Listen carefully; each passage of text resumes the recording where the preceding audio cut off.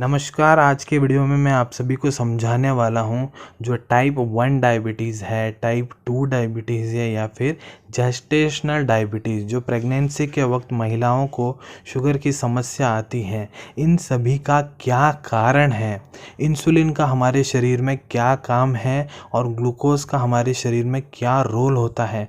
पूरा detailed explanation आपको इस वीडियो में देने वाला हूँ। वीडियो को शुरू से लेकर अंत तक ज़रूर देखें। हम सबको डायबिटीज़ क्यों होता है ये सब जानने से पहले ये जानना ज़रूरी है कि इंसुलिन जो है हमारे शरीर में काम कैसे करता है।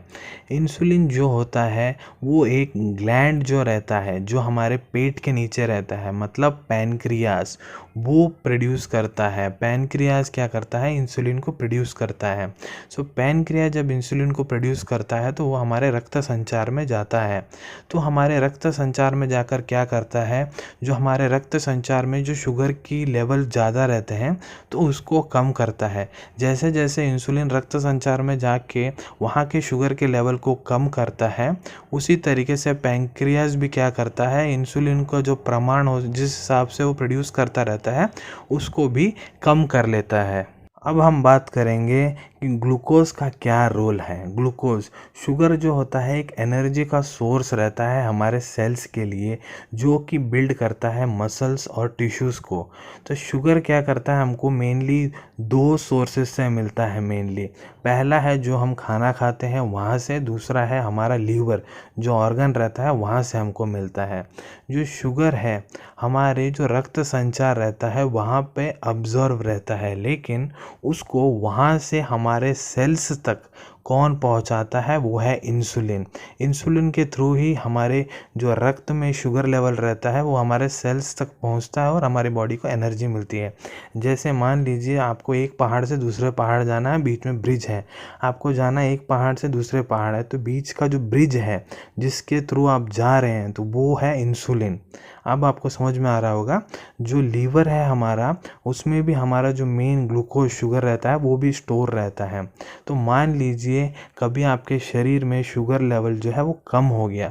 कब कम होता है, अगर आप सुबह से कुछ खा नहीं रहे हैं तो ऐसे कंडीशन में हमारे लीवर क्या करता है, जो उसने स्टोर किया हुआ है ग्लूकोजन, तो उसको ग्लूकोज में कन्वर्ट करता है और हमारे शरीर में जो शुगर की लेवल्स कम हो रहे होते हैं उसको फिर से नॉर्मल रेंज पे ले आता है। अब हम बात करेंगे कि टाइप 1 डायबिटीज़ जो है उसका मेन कारण क्या है। वैसे तो रिसर्चेस के प्रकार इसका जो मेन कारण है वो अभी तक परफेक्टली बताया नहीं गया है, लेकिन कुछ रिसर्चेस में पाया गया है कि जो हमारा इम्यून सिस्टम है, रोग प्रतिरोधक क्षमता जो हमारी शरीर की होती है, जो मेनली क्या काम करती है, सारे बैक्टीरिया से, वायरसेस से लड़कर हमारे शरीर को इन सब से बचाती है। लेकिन कुछ कंडीशंस में क्या हो जाता है, हमारी ही रोग प्रतिरोधक क्षमता जो इम्यून सिस्टम होता है, हमारे जो इंसुलिन प्रोड्यूस करने वाले जो सेल्स रहते हैं ना पैंक्रियास के, उनको डिस्ट्रॉय करना चालू कर देती है।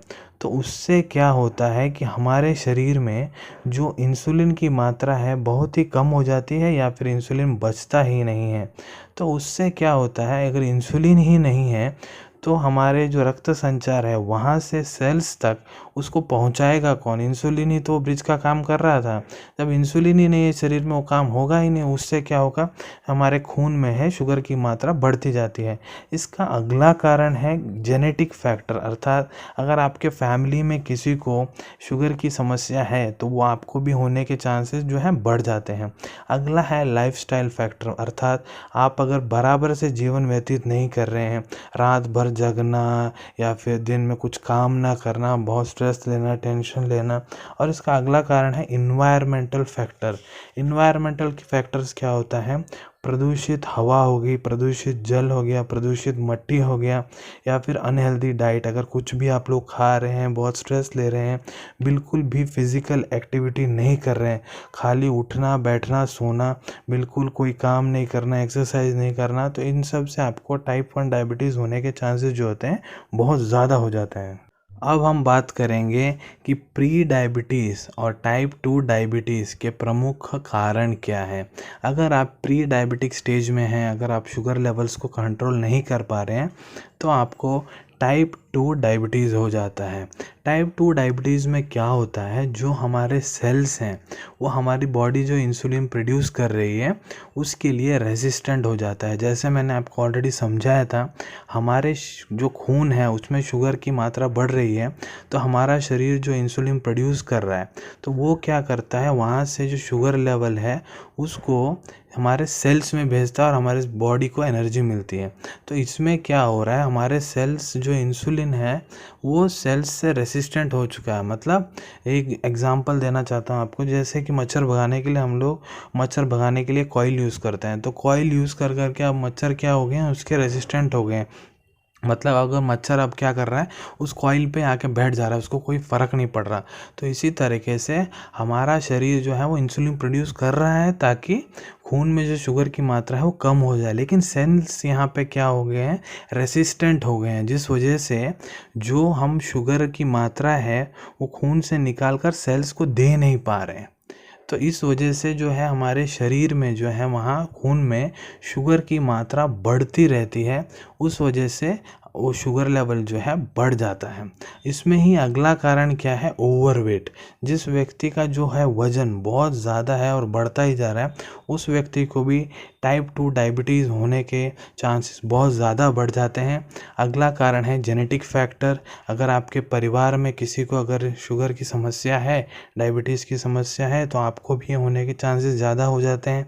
अगला है, जैसे मैंने पहले ही समझाया था, लाइफस्टाइल फैक्टर या फिर इन्वायरमेंटल फैक्टर, जैसे कि प्रदूषित जल, प्रदूषित मिट्टी या फिर अनहेल्दी डाइट, कुछ भी अगर आप खा रहे हैं अननेसेसरीली, बहुत ज़्यादा स्ट्रेस टेंशन ले रहे हैं, फिज़िकल एक्टिविटी बिल्कुल नहीं कर रहे हैं, तो भी आपको टाइप 2 डायबिटीज़ होने के चांसेस बढ़ जाते हैं।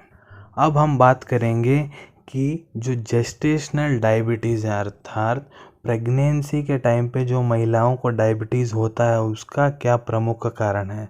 तो इसमें क्या होता है, प्रेगनेंसी के दौरान प्लेसेंटा जो है वो हॉर्मोन्स प्रोड्यूस करता है ताकि वो प्रेगनेंसी को बचा सके, लेकिन उस वजह से क्या हो जाता है कि हमारे जो सेल्स हैं फिर से जो हमारा इंसुलिन है उसके लिए फिर से रेसिस्टेंट हो जाते हैं। फिर से एकदम इंसुलिन तो है हमारी बॉडी में लेकिन सेल रेसिस्टेंट हो चुके हैं।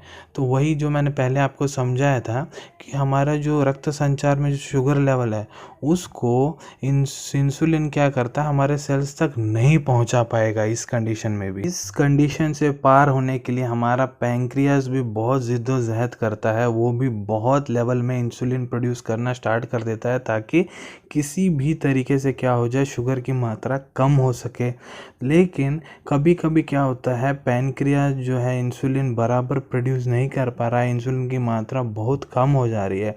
तो इस वजह से क्या होता है, हमारे रक्त संचार में शुगर की मात्रा बहुत ज़्यादा बढ़ने लगती है। तो यही जेस्टेशनल डायबिटीज़ का एक मेन कारण है। तो आशा करता हूँ टाइप 1 डायबिटीज़, टाइप 2 डायबिटीज़ और जेस्टेशनल डायबिटीज़ के बारे में जितनी भी जानकारी मैंने आपको इस वीडियो में दी है, आप सभी को बहुत ही अच्छी तरीके से समझ में आ गई होगी। अगर आप आगे भी इसी तरह की वीडियोज़ देखना चाहते हैं तो हमारे चैनल को सब्सक्राइब कीजिए, इस वीडियो को लाइक और ज़्यादा से ज़्यादा शेयर कीजिए। मिलेंगे अगले वीडियो में एक नए विषय के साथ। टिल देन टेक केयर, धन्यवाद।